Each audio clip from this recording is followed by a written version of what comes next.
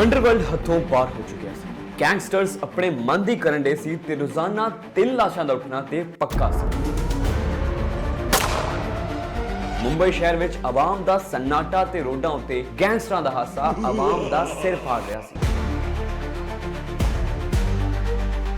Police ਵੀ ਹਰ ਜਗ੍ਹਾ ਜਾਂਦੀ ਪਰ ਉਹਨੂੰ ਕੁਝ ਨਹੀਂ ਲੱਭਦਾ। ਇਸ ਮਾਹੌਲ ਨੇ ਆਵਾਮ ਨੂੰ ਇੰਨਾ ਮਾਯੂਸ ਕਰ ਦਿੱਤਾ ਕਿ ਇਹ ਸੋਚਣ ਤੇ ਮਜਬੂਰ ਕਰ ਦਿੱਤਾ ਕਿ ਅੰਡਰਵਰਲਡ ਹੁਣ ਪੁਲਿਸ ਤੋਂ ਵੀ ਜ਼ਿਆਦਾ ਤਾਕਤ ਰੱਖਣ ਲੱਗ ਗਿਆ। ਲੇਕਿਨ ਪੁਲਿਸ ਨੂੰ ਇੰਨਾ ਸਾਰਿਆਂ ਦੀ ਨਹੀਂ ਬਲਕਿ ਸਿਰਫ ਇੱਕ ਬੰਦੇ ਦੀ ਤਲਾਸ਼ ਸੀ। ਜੀ ਹਾਂ, ਅੰਡਰਵਰਲਡ ਦਾ ਬਾਪ ਦਾਊਦ ਇਬਰਾਹਿਮ। ਇਹ ਦਾਊਦ ਇਬਰਾਹਿਮ ਹੈ ਕੌਣ ਸੀ ਤੇ ਕਿੱਦਾਂ ਬਣਿਆ ਐਡਾ ਖਤਰਨਾਕ ਕ੍ਰਿਮੀਨਲ, ਇਹ ਤੁਹਾਨੂੰ ਦੱਸਾਂਗੇ ਅੱਜ ਦੇ ਇਸ ਐਪੀਸੋਡ ਵਿੱਚ। ਸਤਿ ਸ਼੍ਰੀ ਅਕਾਲ ਤੇ अस्सलाम वालेकुम, मैं ਤੁਹਾਡਾ ਮੇਜ਼ਬਾਨ वसी अब्बास ਤੇ ਤੁਸੀਂ ਦੇਖ ਰਹੇ ਹੋ Indos TV Australia. Dawood connection था। दाऊद इब्राहिम अंडरवर्ल्ड के डॉन दाऊद इब्राहिम दाऊद इब्राहिम समय Dawood the boss of the Mumbai organized crime syndicate, the D Company.